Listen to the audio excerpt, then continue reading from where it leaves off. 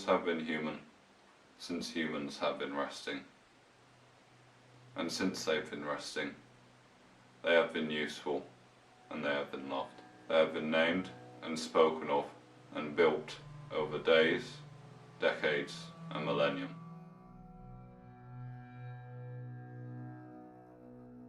As long as one is needed and used, a home will be human and it will be alive. Some homes that are left and abandoned eventually forget their names when they aren't needed, and without names or need, they are nothing.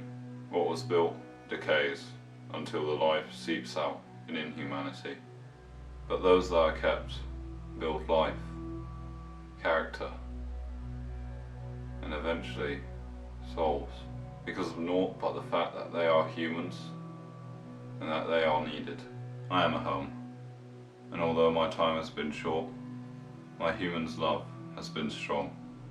My name is Lookout Lodge, and my existence is strong because it is needed. Over a month I was built in the middle of a field, from cut-off logs, sanded down planks and loose nails they gathered from hardware stores. It was rushed, but I was made from a process that took commitment and love and care. To be a shelter and a home that a family could be raised in. I am grateful for the love that birthed me, but I feel the certainty of my place. For my building is little but a footnote and an outlier in a world that is crumbling in abandonment and losing its humans. My humans have not spoken of why or how, but before they built me, something else had built up, a disease that steals even the longest rest from mankind, that takes them from humans into things and sends them to tear our world apart.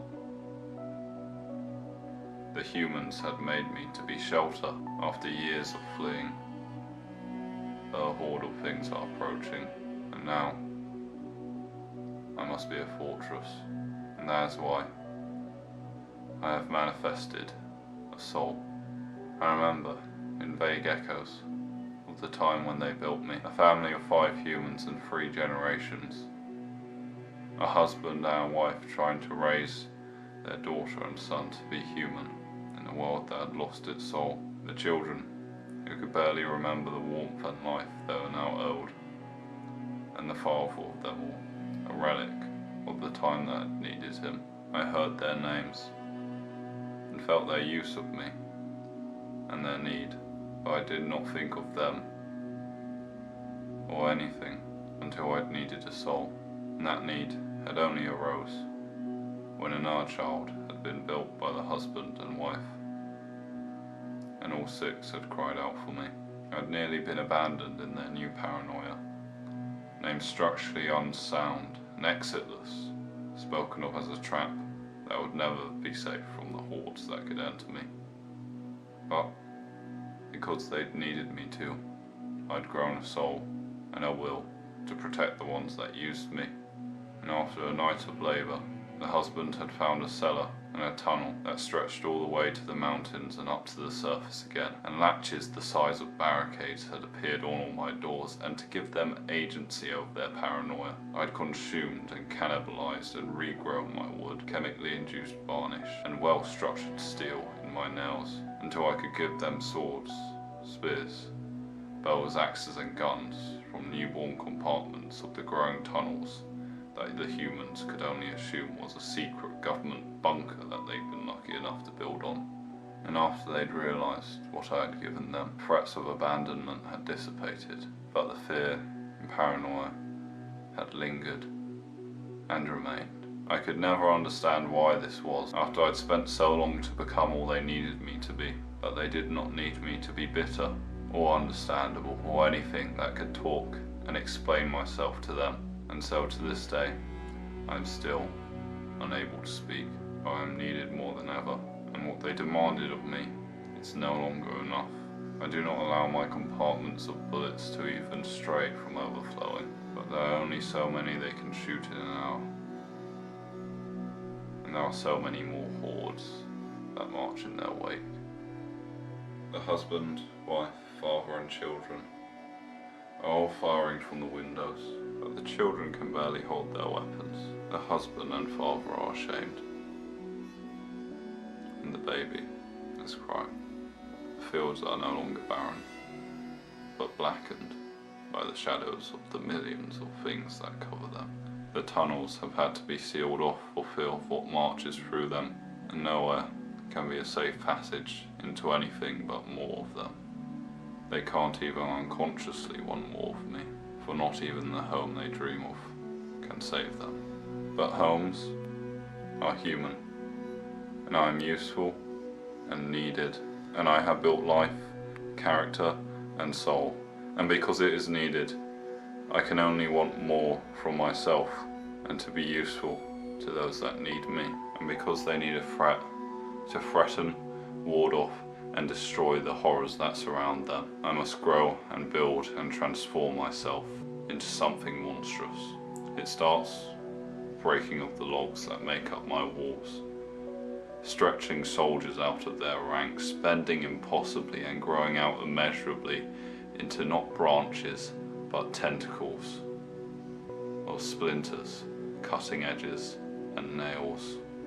And against what they are allowed or able to by any law of nature, they break even further, splitting into halves of arms and legs until I am rising from my foundations and walking with strength that defies reason, charging through the hordes and contorting them into mounds of rendered and fretless flesh. Every step is surrounded and marched upon, but each leg crushes those under it with the weight of my body, and the arms slice and split them with the ferocity of wild animals.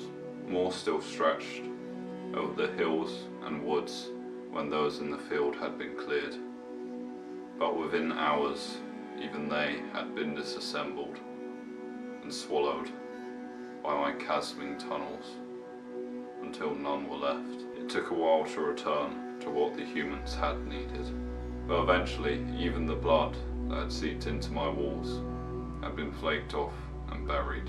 Once I'd lifted myself, the humans had given up firing or trying to control their situation in any way, and only now do they trickle out of the attic. They're all scared, confused, and in need of answers, and crying out for something explainable and something human. And because they need it, I grow a body of timber and bolts, casting it into the living room to wait for them, as I make it grow clothing, a mouth, a voice, and a face. I do not conceal the materials all this is made from, and embed Lookout Lodge over my brow so they know who I speak for. And finally I make my hands open into a sign of peace before they all stop at the stairs when they see me. I appreciate their fear, and I let the children ask who I am before I speak my first words of the name they gave me. And when they ask of how that can possibly be, I need to clear my throat and search my soul before I begin to answer. I am a home, and homes have been human.